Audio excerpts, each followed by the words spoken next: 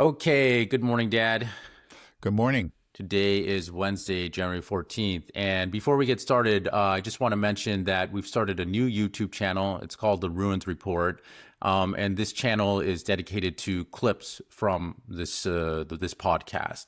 I did this because really the way that we grew was from these short videos, these 15 to 30-minute videos. Those would go viral. YouTube would push those out, and that's how I found most of you guys. But now that we've grown to a certain size, I don't want to spam your feed with content that you might have already seen. So I decided to make a new channel. But this new channel is starting from scratch, so I'm kind of posting out into the void. So if you want to help us get it started, please subscribe to it. I'll link it in the YouTube description and in a pinned comment below. Okay, now that's out of the way. How's it looking out there, Dad? Yeah, crazier and crazier. I think I can say that almost every day. Yeah, it looks like I think Trump really wants to go to war with Iran. He wants to attack them. Now, it might not happen. Maybe there are people who are again pointing out the problems that we've discussed. I mean, I think he was actually asked by a reporter, what if they retaliate against their military bases? He said, if they do that, they'll just be, they'll be hit with, with something, with power that they could never, or an attack that they could never even imagine. It was just his typical Trump, overheated, over the top rhetoric. So it is something I'm sure that is being considered, and I'm sure there are some people that are advising him against it. But he seems to be really set on doing it. And again, he's telling the Iranian people, wait, help is coming, which is it's just so absurd. I mean, yeah, great, you're going to attack our country and try to overthrow our government. Yeah, this is really what we want. Obviously, the great majority of Iranians do not want that. But it's strange, you get that kind of rhetoric from Trump himself. But then, as you pointed out last time, and we see further evidence of it now, you're getting it from Israel. I mean, the Israelis are being open about what they're doing. There was a report today, for example, I think there was a Channel 14. It was, that's a channel in Israel, Channel 14 reporter that said, we, the Israelis, the Mossad, are supplying arms to the protesters because we want to help them. I say, wow, why are you saying this? But again, we're seeing that. I wonder if that's not because they have come to really believe their own rhetoric. It just said they really don't understand Iran, and they believe that that is that the Iranians look at Israel and the U.S. as their friends somehow, which is. Maybe I don't understand Iran, but I'm pretty sure that's not true. Again, you'd have to find a very, very small minority of people that might think that way. You think so? After well, okay, I'll say that partly because I've been reading these different pieces in Haaretz. Again, the left wing Israeli newspaper. And when they talk about Iran, they talk about in that language, whoever the reporter finds to speak to, who's Iranian, who maybe is living in Iran, that it's, that Iranian never seems to regard Israel or the United States as an enemy, but rather, his own government. That's the way it's framed, and there seems to be no awareness that, you just try to you attempted this decapitation strike. It was partially successful back in June. You tried to kill their leader. You ended up killing scientists with their families, and you killed hundreds of civilians. There's not a whole lot of love for Israel in Iran, but you don't see any of that, any self-awareness on the part of so many Israelis. And so you start to think that, maybe it's true. It's just like they've drunk their own Kool-Aid. They start to believe in their own propaganda. Otherwise, I don't know how to explain the openness of, Trump is just sort of a fool. He probably just watches his stuff on Fox News. He watches General Keane or Kane. What is it, Keane? Yeah, Keane. Jack Keane. Yeah. Right. And believes him. You would hope he's getting better intelligence, but maybe he's not, he's just getting manufactured intelligence. And then so many within the Israeli government are maybe, they have become so confident because of their so-called victories against very weak foes. And And again, they too are masters of propaganda, and maybe a danger of being a master of propaganda is you start to believe your own propaganda. Yeah, But that puts us in a dangerous position. It means that they may, throw caution to the wind and attack, and it's kind of looking that way. right. Well, I feel like there's two audiences when it comes to Iran. There's the media that is just trying to convince the general population. When we look at Haaretz and what's happening in mainstream media here, it's all about how Israel's great and these poor Iranian people are suffering. And so they're trying to convince us. But you imagine that military intelligence, they have to understand, right? The CIA, the Mossad, you think that there would be some awareness because we had an example of Iran's deterrence capabilities less than a year ago, like 6 months ago. We know that they have the capability to strike Israel and do real damage to Israel. So it's just surprising to me that they would want. It always shocks me. But there was some awareness of that. I think that Channel 14 reporter said that, in his report that.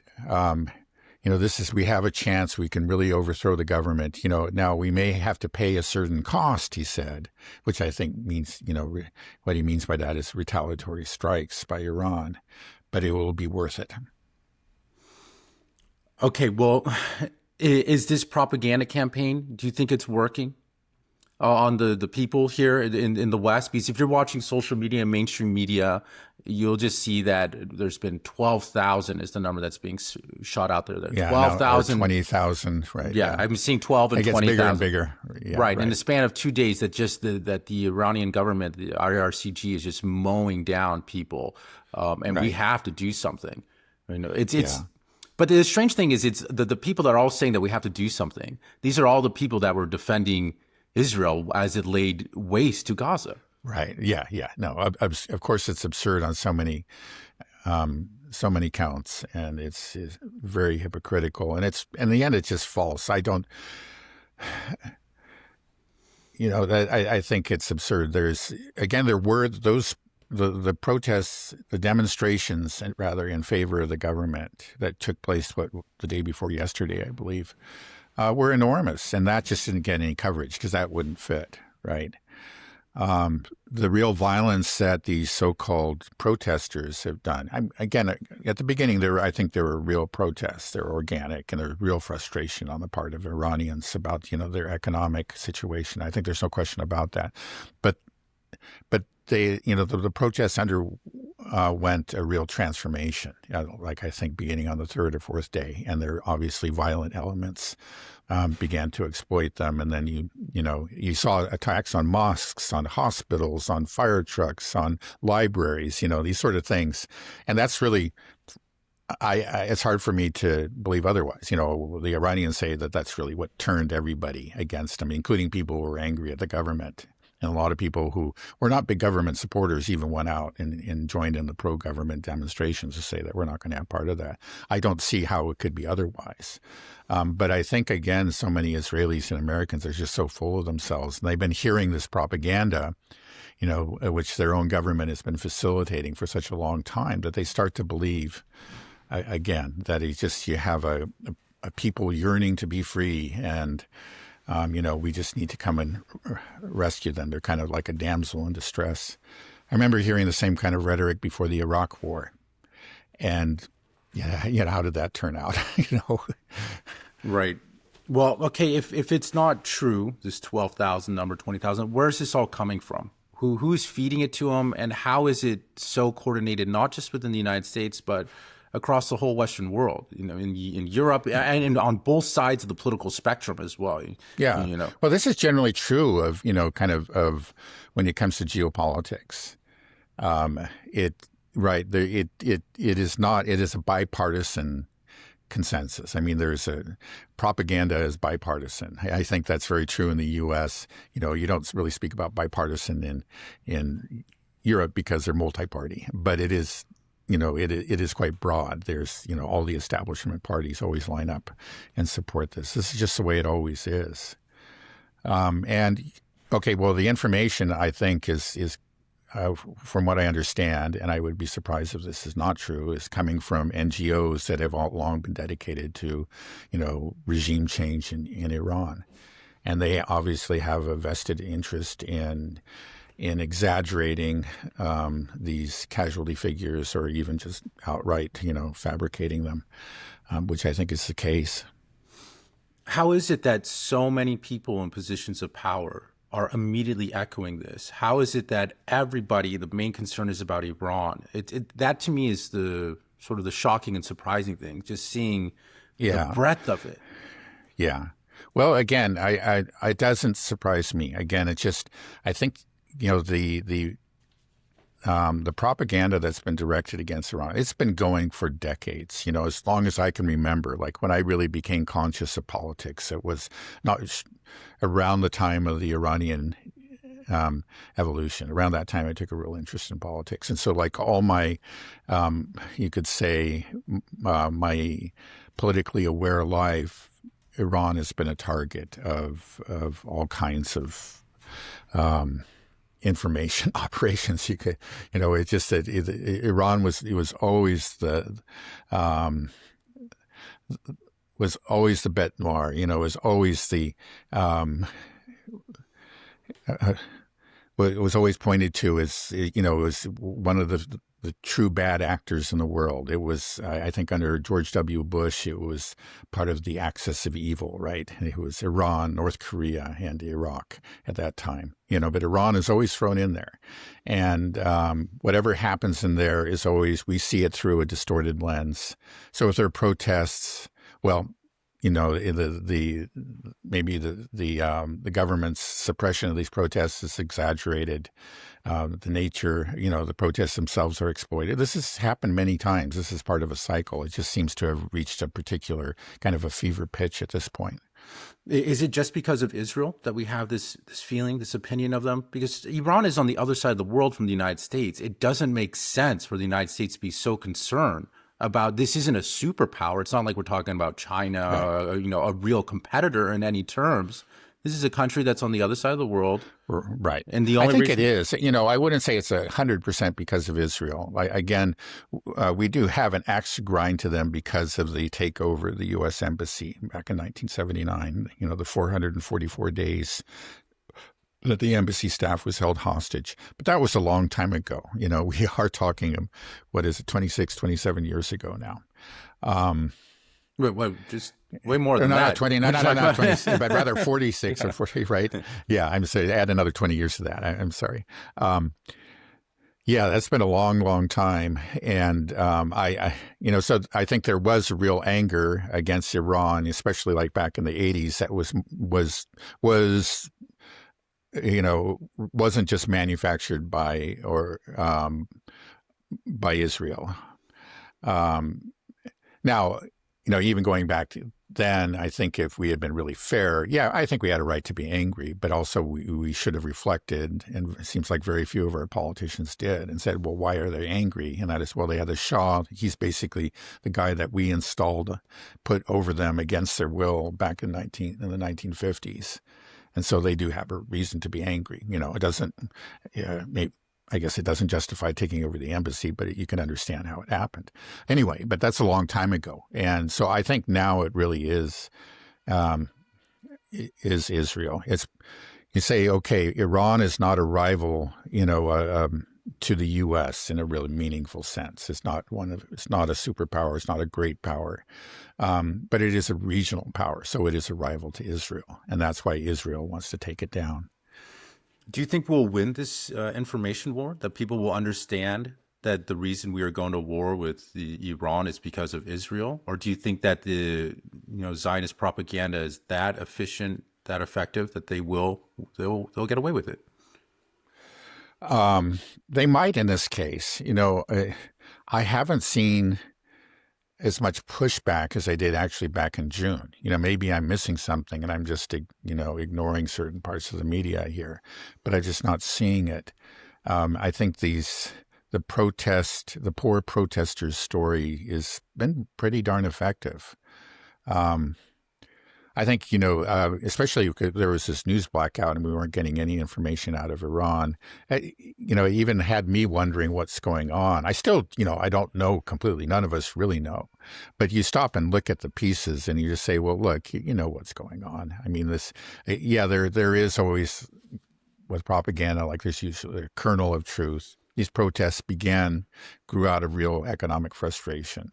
But we have the Israelis telling us themselves, or even Mike Pompeo. It's really quite extraordinary, So if you have any doubts about it, I think, I think you got to set those doubts aside. This is being exploited. It is being largely manufactured and exaggerated, and it seems to be effective. I think unfortunately, it really is. Yeah, well, I was just thinking that, the pro-Israel side, they want war with Iran. But I also think that a lot of the anti-Israel, anti-Zionist contingent also kind of want war because they want Israel to suffer. They want Israel to pay for what it's done. And so I just feel like war is inevitable at this point. It has to come, there has to be an all-out brawl. I feel like there's no diplomatic off-ramps here, right? It's just not possible. Well, again, war is not inevitable. It just seems highly likely at this point.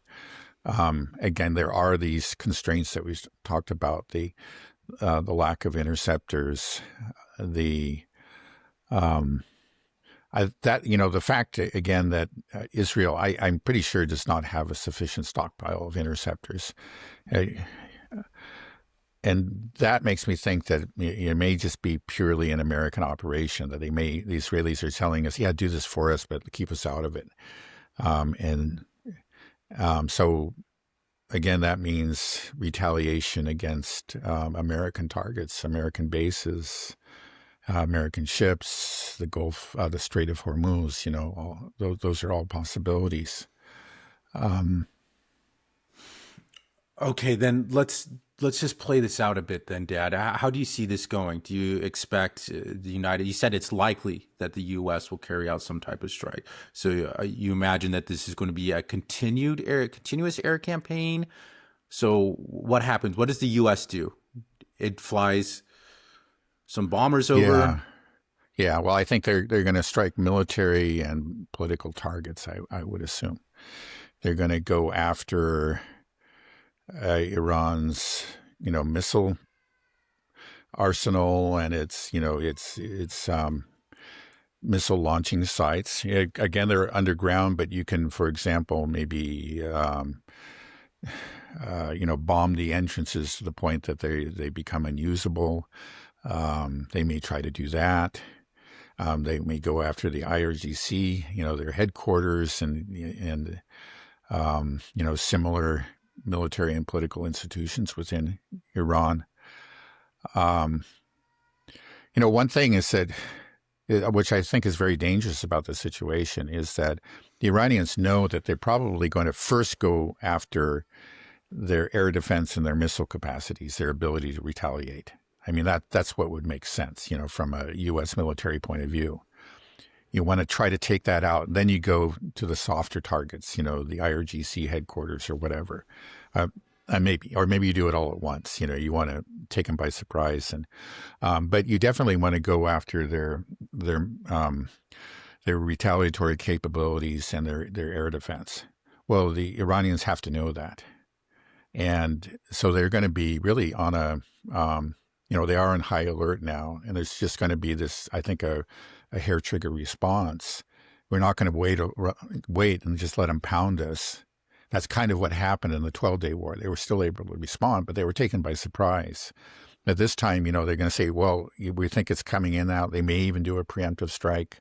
They may just see us like this. As soon as they think that the planes are flying towards them, if they get word of that, they're just going to let the missiles fly, because, again, they're not going to wait for the Americans to degrade their retaliatory capabilities. So it's an extremely dangerous situation here. It could really spiral out of control very quickly. When Iran does begin to let missiles fly, do you think these missiles will be directed towards Israel or U.S. bases? Yeah. Well, yeah, that's a good question. I mean, they've said, again, Israel has made it clear that they're involved in it. That's what they're saying. So Israel would be a legitimate target. Um, it could be both. One thing, it's actually easier for the Iranians to hit U.S. bases, and if the planes, if it's the U.S. that's really attacking them, then it seems like uh, the U.S. would be the first target. And it's, again, these bases, like military bases, are much closer to Israel, or not to Israel, to Iran, than Israel is. To strike Iran, they have to use their longer range missiles, or larger missiles, which are more difficult to launch, more difficult to move around. But they have plenty of, short range and medium range missiles that they can use on these American targets, which are much closer to them. And, it's, again, I think they're capable of doing very, very severe damage. If you go back to the Soleimani, assassination, there was this retaliation. It was a demonstrative retaliation. They actually warned the Americans ahead of time, but they struck those bases precisely with great precision. So they've demonstrated that they could really, really take out those bases if they want to do that. If those bases do start getting taken out, then do you think that Iran would be able to effectively sort of decapitate the United States' ability to launch an attack on Iran? Well, not really. That's a problem. Again, those bases don't even really help them there. That's one of the stupid things. We shouldn't have those bases there. They're essentially, they provide the targets for Iran. And even like the Persian Gulf bases, like Al Udeid in Qatar, a report just came out today, I think, that evacuations have begun. At least some personnel are being evacuated from that base, because those bases, again, become very easy targets for the Iranians. They don't really serve a purpose. We have we have that base in Diego Garcia. I think, again, if we see planes are actually flying to Diego Garcia like we saw last time, that's a sign that a real attack has begun. I think that's pretty much out of the range of Iran. It would be very, very difficult, if not impossible, for Iran to hit that.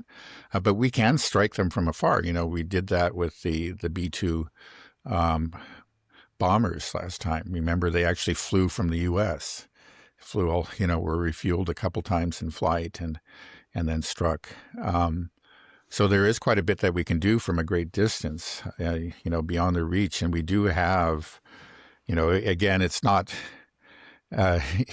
there's a limit. If the war goes on for too long, we'll start to run out of things. That's clear. We all know that. But they could do a great deal of damage in a couple of weeks. I mean, that's the scary thing. The thing is, I kind of understand that some people might almost wish, that Iran could teach the U.S. and Israel a lesson. And I think they could, but they themselves are going to suffer. I think there's just no question about it if they get involved in a war with, in a direct war with the U.S. I think the big fear that everybody has is nuclear.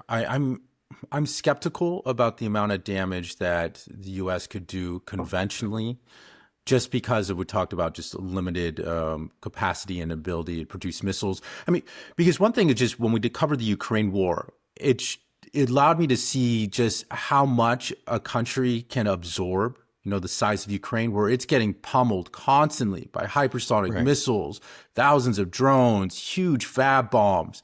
And it goes on year after year after year. Yeah, the U.S. can't sustain that level of type of bombing and operation. Russia's right on the border. They have absolute air superiority.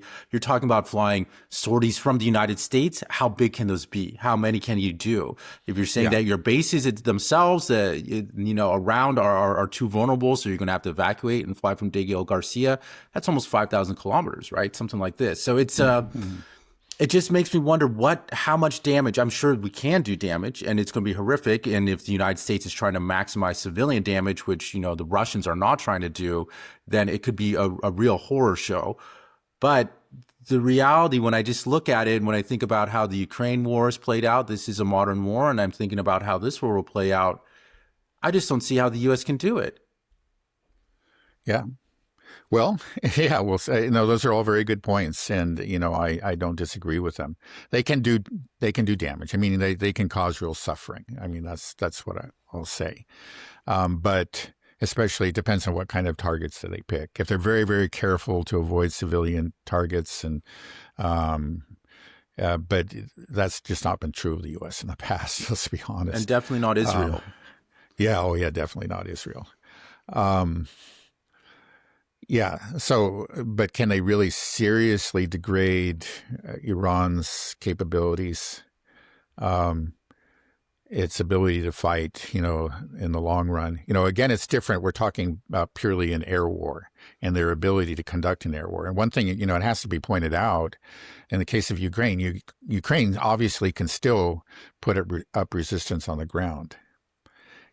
Obviously it can to this day, in spite of the pummeling that it's received. But their ability to wage war from the air was eliminated almost immediately. And now even their air defenses are just almost completely gone, in spite of all the support that they've received. So, and that's the thing, is that when we're looking at Iran, we're looking at an air war. And maybe, again, it's more difficult for the U.S. because, like you were saying, they have to fly from farther away. They are subjected to certain constraints, and that makes their missions more difficult than they were for Russia. But Iran, again, is a large country. It has prepared for this. I'm assumed that it's prepared very wisely for this. One thing that makes me worry is, I think, as other people have pointed out, they should have been better prepared for the economic war. And I think, it's suspected, and I think it's true, like that the sudden fall in the Rial probably was not accidental. It was part of the economic war. Just think about what's going on.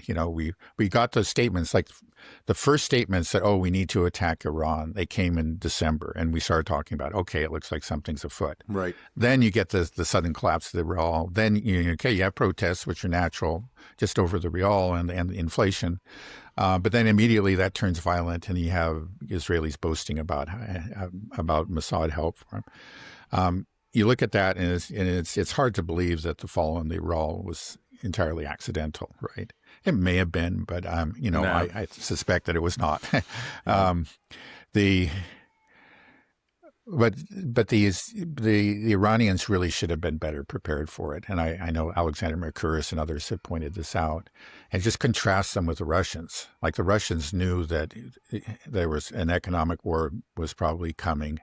And when it happened, they were ready, and to a remarkable degree. Now, of course, Russia has some advantages that Iran doesn't have. It's a larger country. In terms of population, it's not that much larger. I think, it's 90 million for Iran, 160 million for Russia, something like that. But it's much larger. It's a continental, economy, a continental country with a long border with China and all. It does make some things easier. They had some strengths, kind of objective strengths that Iran didn't have. But it was more than that. I mean, they obviously planned, and then when it happened, they had, you have to say, really very skillful economic management. They quickly got out of trouble. The ruble started to collapse, like the Rial collapsed, but they had mechanisms to bring it back on, and it very quickly stabilized. So there was some, you have to say, at least it seems to me that there was some real incompetence on part of the Iranians when it came to economic policy. And I hope that doesn't extend to the military. I think probably it does not. But, we'll see. You never know until we talk about it and you hear rumors and, of what each side's capabilities are. And then you never really know until it actually happens, in other words, when war breaks out. Is Iran, are they having any luck in stabilizing their currency, or is it in free fall? Nobody's talking about that, which kind of suggests that it probably is not still in free fall, or else that would be part of the reports. So I don't know exactly what's happened, but I don't think it's recovered its value. And just the overall problem of inflation, part of that will be due to the weakness of the Rial, which is, that'll affect the cost of imported goods, certainly. But it shouldn't affect the cost of domestically produced goods. I think there was this other economic mismanagement. Again, I think it was from the Responsible Statecraft website, which is generally very, very good. That there was some money printing, to address budget shortfalls, and which again is just really stupid. You just never do that. So it does seem to be some incompetence in the economic sphere, let's say. Maybe I'm not being fair. My understanding of the situation is limited, but that's the way it appears to me. Yeah, there's many things to take into consideration with this war, and I think the economic one is a really important one that people may overlook. But I think the administration is aware of that. That's why Trump immediately announced a day ago, 2 days ago, when the protests were kicking off, saying that any country that does business with Iran will be immediately slapped with a 25% tariff. And we know who this is directed to more than anybody else. The largest trading partner for Iran is China. 90% of Iran's oil is shipped to China. So I think what we'll see is China's not going to take it. We've seen this. This is the fourth time that we've slapped secondary tariffs on China, and China's like, okay, we want to play this game again. We'll do this again. So, will we see a suspension of rare earths again? Do you think retaliatory tariffs? How do you see this? I don't even know if this is going to happen. It's something that Trump said. But it's just ridiculous. You think about it. Yeah, we attempted to wage economic war against China. It failed. We tried a couple of times, in different ways. And the Chinese came back. They retaliated. And then we agreed to a truce with them. That's what happened back in October, if I remember correctly. So this would be, there's sort of a ceasefire in the economic war right now. This would be a breach of the ceasefire. Which is really stupid, and how, of course, the Chinese are going to understand it as such. And say, okay, you just broke the ceasefire, so we're going to start shooting, from our side too, and we can do a lot more damage than you can. So I'm not even sure. He said that. We haven't heard any follow-up. We haven't heard any statements from anybody else. He can't just say it in a tweet and make it happen. There has to be an executive order. And then there's even a question of that. It's going to be effective because I think the Supreme Court is going to come to a decision soon on whether these executive orders on tariffs were constitutional. And they may very well rule against them. Yeah, it does feel like Trump is just a full crazy dictator issuing decrees via tweet. And it seems like he's able to get away with a lot of it. It just kind of what he does say just kind of often happens. But if that's the case, you've just completely destroyed the global economy. If it's just one guy that can just wake up one morning and tweet and say, "Okay, we're going to just blow this whole thing up," it's just it's well, maybe again if the Supreme Court rules against him. That will hamstring him. That will, force him to actually respect the Constitution and try to get his tariffs passed, through Congress the way that it's supposed to be done. Because again, it's just economic policy, budgetary issues, tariffs, taxes, those are all supposed to be the province of Congress. Now, he gets away with abductions of foreign leaders and assassinations and attacks on other countries because unfortunately, it's not the way it's supposed to be, but that has become established practice within this country. The president as commander-in-chief is basically is a dictator when it comes to these at least short-term military decisions. Yeah, it does feel like our institutions are failing. The Senate, the Congress, Supreme Court. It just feels like everything is moving to the executive. Yeah. Well, hopefully they will put up some. We'll see. They may put up some resistance. They may apply the brakes here, with regard to the tariffs. Okay, well, it does feel like this is happening. I hope it doesn't, but I don't even know if I just feel like it has to happen. But we're France and the United States, India, they're all telling their citizens to leave now. If Israel and Iran begin exchanging blows again, how likely do you think it'll be that a nuclear weapon is used? I don't know. I'm not going to put a number on it. Yeah. By the way, as far as embassies go, the Russians are pulling their people out of their embassy in Israel. So anyway, that suggests that they think this will extend to Israel. Have other countries? I haven't heard. That's the only one that I'm aware of. So anyway, yeah, the chance that it will go nuclear. There's just always that risk. I think we get there if Israel starts to lose in a big way. It becomes clear that they're losing this war, and then I don't. Look at those people. People Netanyahu and so on.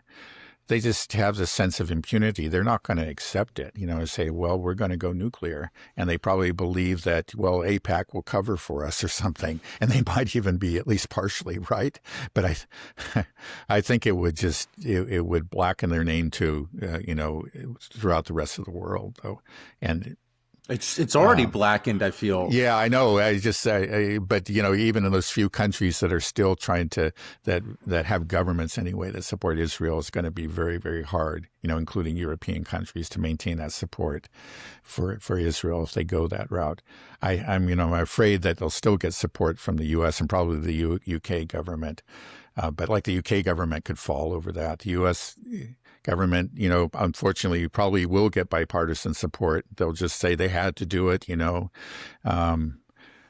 but it's going to accelerate the process that we already see of, it's just the popular turn against Israel, which eventually is going to have political repercussions, maybe much more quickly if they take that route.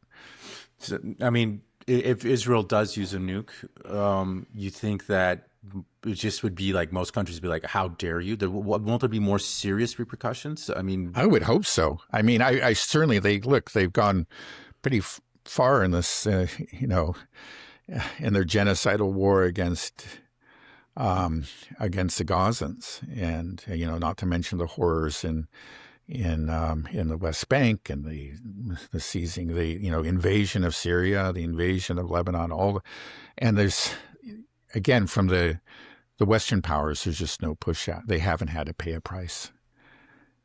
But they really haven't. But again, it's you see the change in popular sentiment, which I don't think is irrelevant at all.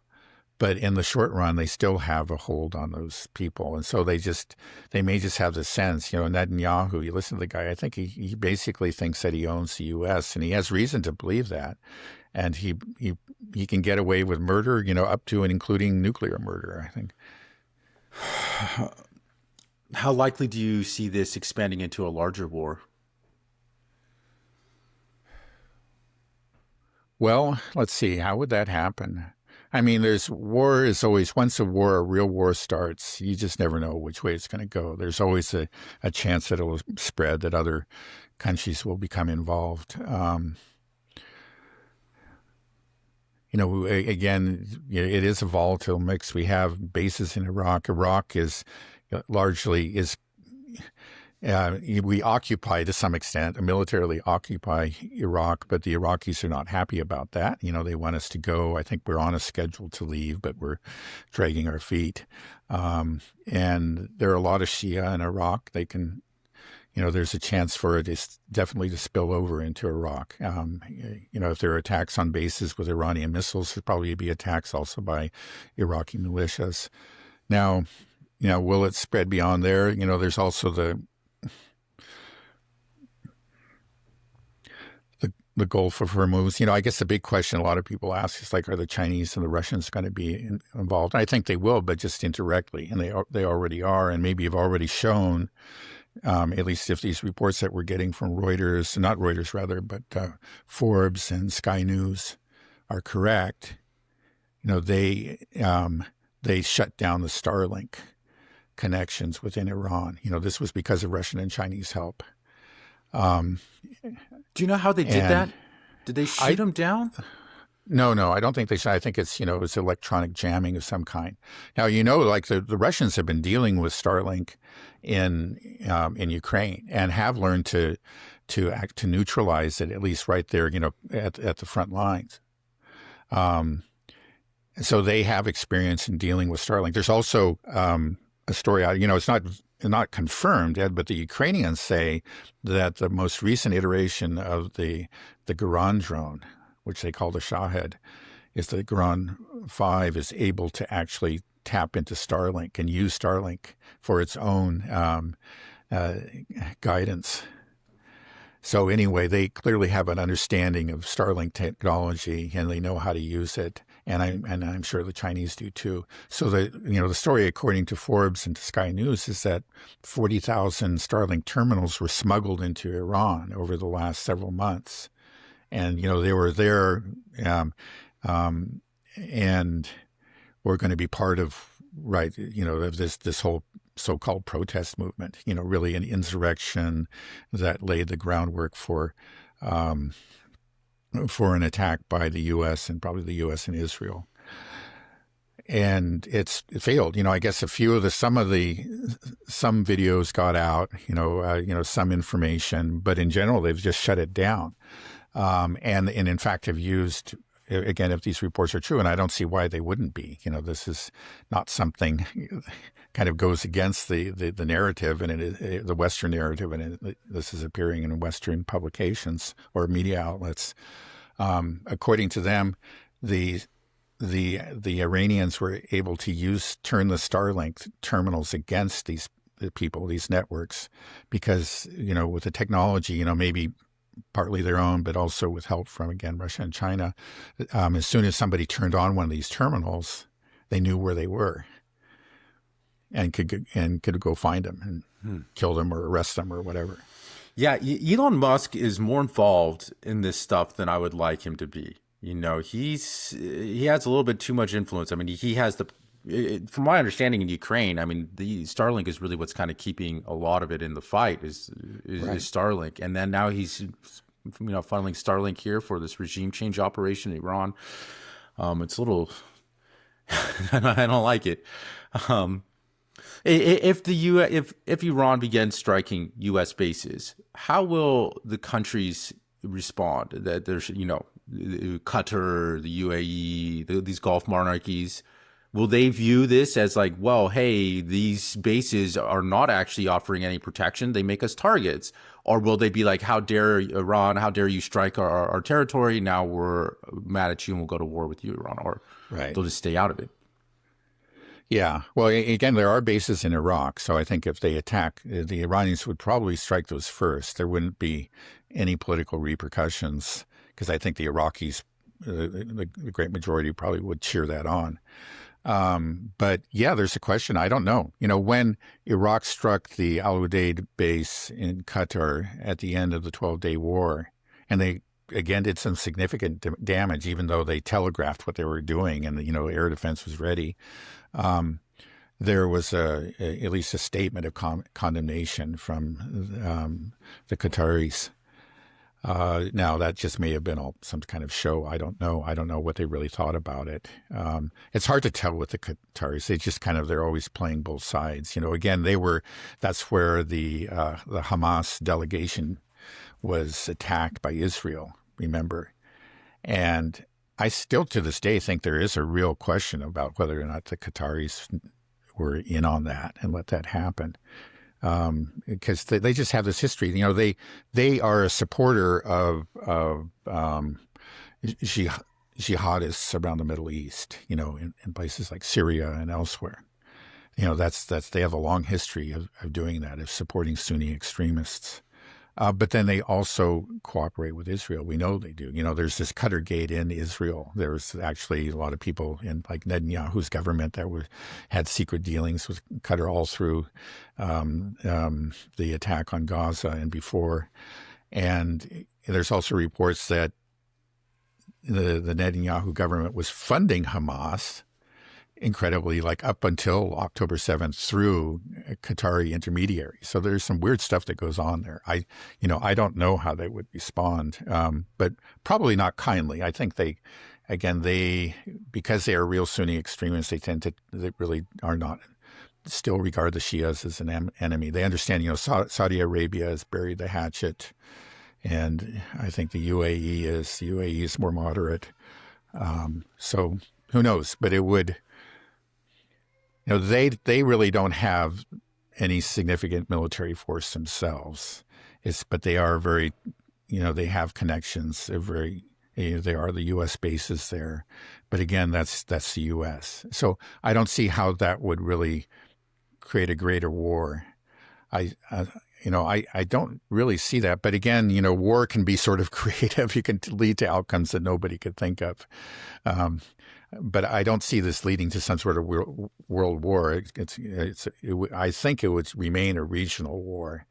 But I may be wrong. There might be some point where China and or Russia say, if they see the U.S. just pummeling Iran, say that we just can't let this happen, because we know we're going to be next. Iran is important to them, and they might become more directly involved, and that could lead to, a larger conflict.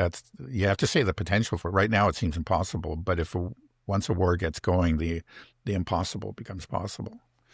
I'm more worried about Iran pummeling the United States in all these bases throughout the Middle East. Like we said, they are pretty much sitting ducks. We know that Iran can hit them and destroy them. And if that starts to happen and the United States is essentially getting kicked out of the Middle East, all of the bases, all of its, it's spent decades and decades building this network, and it'll be so humiliating. Yeah. Then what will the United States do? Right. They'll look at anything like, well, the only reason this is happening is because Russia and China are help propping up Iran. That's the only reason. So we got to go after them as well. We got to, and escalate in some other fashion. I just don't see how Trump could have. No. I think those are valid points. And again, Trump himself, when he was asked about that possibility, he said, I can't remember exact words, but it was just like they would be held to pay, like they would suffer an attack like nobody's ever suffered in the history of the world or something, typical Trump talk. And yeah, he would take it as probably as a personal affront. How dare you retaliate, and that's, again, that's scary. I think regardless of who might be president, in an attack like this, it would be very difficult for any president, any U.S. president to suffer a humiliation like that, and there would be a great incentive to go in, even harder as a result. But I think that's maybe especially true of Trump. Do you think then, if this war starts, do you think that it's likely we won't be able to put it back in a bottle like we did with the 12-Day War, right? That once this goes, that it's likely it may go the distance, I think at a high possibility. And if it does go the distance... Yeah, I don't know. Well, we'll see, especially if they're limited strikes, this would be the best case scenario. It's just that they've Trump and the Pentagon, they settle on kind of a compromise. Okay, we're going to do a strike, but let's make it really limited so that we can get out of there quick. And the Gulf of Hormuz, or the Strait of Hormuz is not, is not blocked, and we don't suffer all these other problems. And, we can work something out with the Iranians. We'll let them do another demonstrative strike. I don't know if the Iranians would be willing to do that, but, maybe that would be the best case scenario. But the thing is, if they go in with we're talking not just a one night strike, but it's just like day after day and, doing really real damage to Iran, to its government and military, they will be forced to fight back. And then again, it's because they know there's a possibility. I don't think they're going to wait to see if that's going to happen. They're probably going to say, if they're striking at us, we need to strike now when we're really, really ready to do it immediately. So this could just very quickly go out of control. That's my fear. There is a best case scenario. Maybe, a very best case was just that we don't do it at all. And there is a chance of that. Maybe that there are enough people like in the Pentagon say, hey, this is going to be really, really bad for you. But it looks like Trump is really, he is set on this. I think it will happen, and it could be, it could turn into something, much bigger than the 12-Day War. There's a very large chance of that. Let's just put it that way. Okay. Well, if it does go the distance, do you think that this will mean the end of Israel? And would it also potentially mean the end of the United States? Well, it wouldn't be an immediate end of the of the United States, I mean, we would still be there, but it would be a real blow to its prestige, especially if a ship was sunk or, yeah, a base was obliterated, that kind of thing. It would be a real blow to its prestige. And there would also be real anger, and very justified anger, against the U.S. for doing this. Now, in the case of Israel, see, this is the scary thing. I don't think the thing is, okay, maybe it'd be the end of Israel, but only after they've launched nuclear bombs at Iran. I don't think they're going to, when it looks like that they're really threatened, and their threshold may not even be all that low, or high, rather, I should say. Again, the kind of people in charge, they've just shown a real willingness to unleash mass violence against people, without concern for civilian casualties. Yeah, if they sense that they're losing, it may not be that, where they may not wait for the end. If it looks like the tide of the battle is turning against them, they may go fairly quickly to nuclear weapons. So that's the scary thing. And, again, that may spell the end of Israel, because like we were saying earlier, the hatred, the shock, that is going to, that the whole world is obviously going to experience after this. And there's going to be serious repercussions for Israel. And eventually, I think, even in the U.S., maybe not immediate, but, they are going to lose their support. And when they lose the U.S., I think they really have lost. And going nuclear, I think, would inevitably have that consequence. Are Western countries simply more prone to war? It feels like it's always us. Or is it just a symptom of empire and the fact that we've been doing empire in the West for the past 500 years, and so that it's kind of become ingrained? I mean, when you look at the history of the United States, I saw something on X. It's like, it's only like 16 years out of the whole history of the United States that we haven't been at war. There's always some kind of conflict somewhere. Right. Why is that? Well, I guess you have to say, well, we were an expansionist power on the continent. We spread from the east and eventually took the whole continent and then beyond, Hawaii.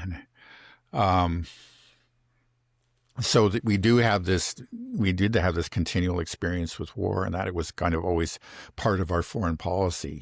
We were always pushing our borders forward. You could say kind of similar to what Israel is doing now. And then, okay, it seemed like after the First World War or something, we really learned a lesson. There was real reflection. There was a real backlash against war. And you had real, revisionism in the proper sense. Say historians and journalists went back and looked at the kind of the propaganda that took us into that war and say, that was just false. The Germans weren't bayoneting babies and all that. But and so you did have a very strong, what we call isolationist streak after World War I. But then that was overcome by World War II. And it seems like after that, when we defeated, with the Soviet Union, but, we look at it this way. We defeated the Germans and the Japanese, and we were the colossus, of the world. We had, at least for a brief window there, at certain parts of the world, our power was unlimited, and we did adopt this role of the world's policeman. And this kind of, there was never the revisionist of thoughts about the mistakes that we had really made in that war. And, we didn't really face up, because clearly there were war crimes that were committed, in some of these bombing campaigns or whatever, but there was really very little willingness to look at that. So, it seems like, especially after World War II, we kind of, war became part of, who we are as a nation. I think you can't say that's true of the whole West. It wasn't true of Europe. I mean, again, and maybe we're still seeing that today. We get a lot of warlike rhetoric from their leaders, but you don't have populations, people gone to war. And in general, you just don't get that same sort of, for the longest time, Europe first of all had direct experience. Maybe this is part of the problem again. Europe had direct experience of war during World War II. Europe was devastated. So there was a real aversion to war in Europe that maybe is starting to fade now, but it was very, very real there for a couple of generations. We didn't have the same experience. The war has always been fought far away. And so that's part of the problem. And that, like, ever since since the Civil War, our wars have been in distant lands, and they have been, at least some of them were very successful. World War II was, and we constantly, tell ourselves, that we are heroes of the world, and we don't, but without any understanding of really the devastation of war, because we didn't experience it directly. I think that explains, to a good extent, our tendency to go quickly to war. Okay, so you don't think that people born in Western societies just have a predisposition to war? Because it almost feels like that with me. I was thinking that last night. I'm like, why is it? But maybe it's just, part of it might also just be the capacity to wage such devastating war.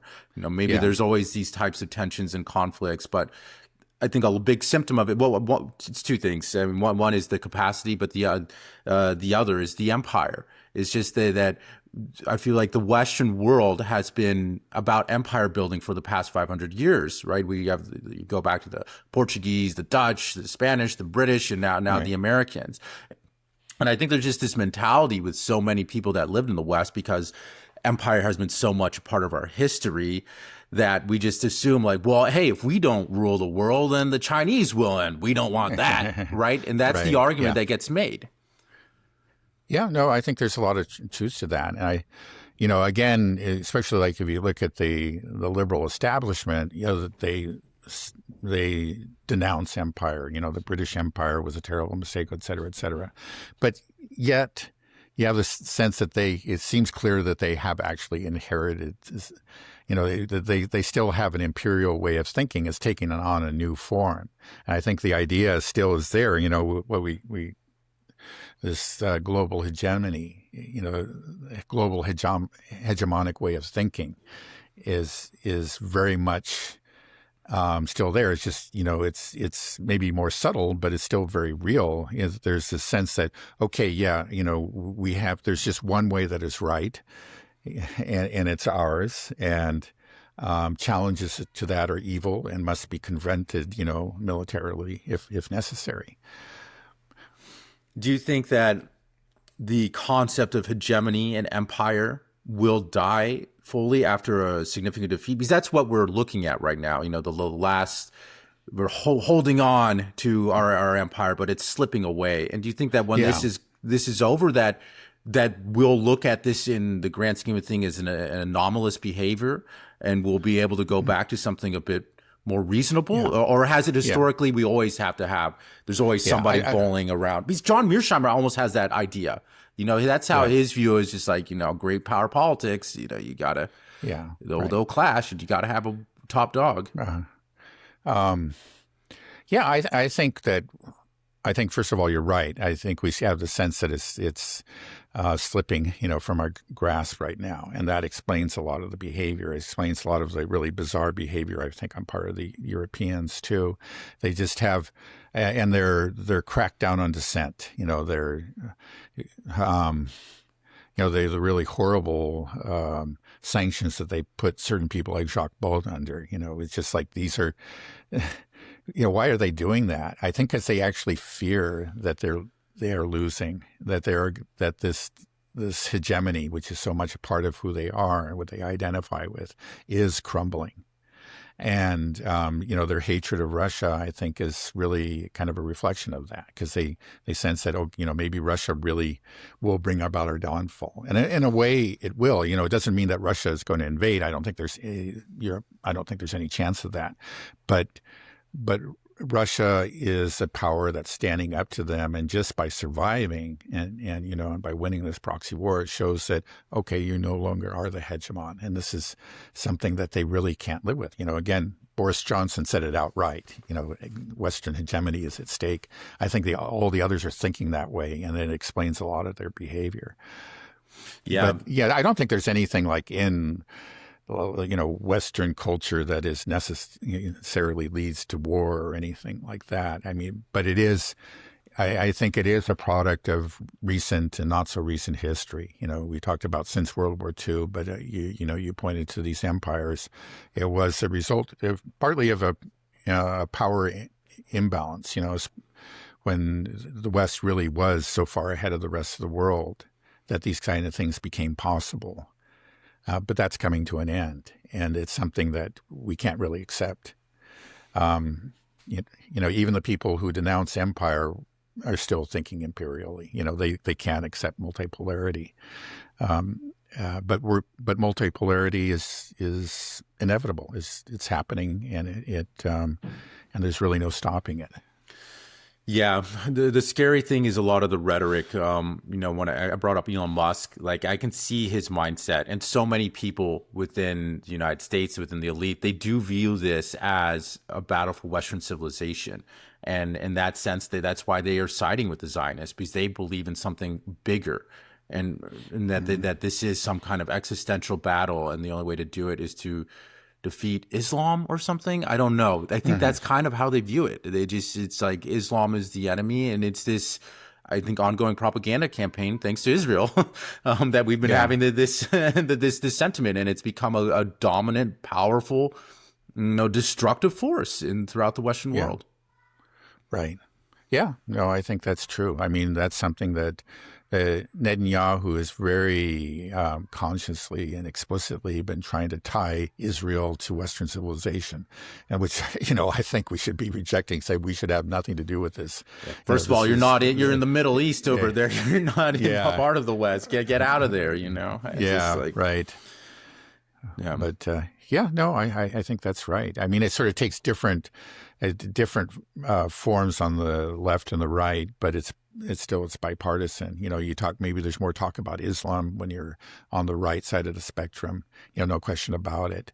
But on the left side of the spectrum, it is still about Western values and democracy that has to be defended against authoritarianism. Yeah. The consequences on the ground seem to always be about the same. Yeah, it's insane to me to think that we might go to this absolutely catastrophic war with Iran, which will likely lead to the destruction of Israel, and a use of a nuclear weapon. I would say likely, but a very high chance. It could just completely humiliate and destroy the United States. And the pretense for it is what? Is that we care about these protesters? I shouldn't even say protesters. They're essentially terrorists, armed insurgents. I mean, think about if China was saying to, put out a tweet says, "Don't worry, ICE protesters, help is on the way, overtake your institutions," and they start funneling weapons, and he said, "We're arming you, here's all your guns, go on and take it," and like freedom is coming.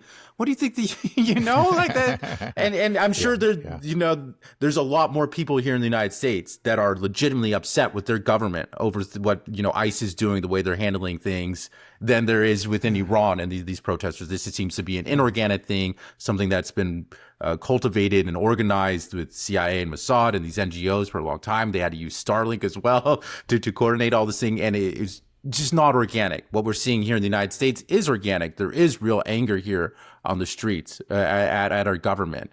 So, I mean, I saw something before that I think it sums it up pretty well. Is just that if the United States saw what the United States was doing, then the United States would invade the United States to free the United States from the tyranny of the United States. Right. Crazy times, Dad. Okay. Well, anything else you want to add, or should we end it there? Yeah, there's so many things to talk about. We could go on for hours, Greenland and Ukraine, but we only have so much time. Okay. I think Iran is if Iran doesn't blow up before Friday, we'll talk about those things on Friday. Well, let's hope it doesn't. Please hope everybody in Iran stays safe. Really, a horrific war. I really feel for them. Again, we were planning to go to Iran last year, and then we became worried about the possibility of war. And I had made many preparations really for the trip, and then I had to inform our tour guide that we just couldn't do it, because the chance of war was too great. And then sure it happened. I heard from him back in December. He said, things have settled down here. And that was right before, I think, Netanyahu said that, or we got the reports that Netanyahu was going to ask for help in attacking Iran, and then everything that's followed. I really feel so, like how can people run their businesses? And they feel frustrated. I understand, but I'm sure your government makes mistakes, but it's not every government is being, is subject to these kind of economic attacks, really economic warfare from very powerful actors. Right. So, again, you really have to point your finger at the West first. It's just. Yeah. And just, how nonchalantly we can talk about, my country bombing Iran and, and the possibility of a nuclear weapon being used.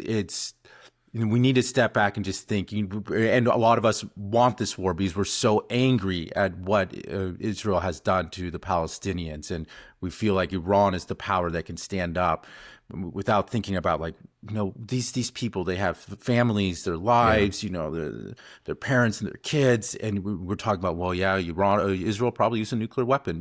They got to be thinking about that too, just how scary it is for them. And so I pray that, we don't have a huge loss of life and it just, that we don't see a nuclear weapon being used and that everybody in Iran can stay safe and we can have peace. But it just, unfortunately, Israel and the United States they don't want that. And they don't want that. And it's a real shame. So please stay safe out there, everybody. And if you enjoyed the conversation, please join the new channel if you can to help me get it started, and like, comment, subscribe, all that stuff. Okay. All right. Thanks a bunch, Dad. Have a good rest of your day. Okay. You too. Okay. Bye-bye. Bye-bye.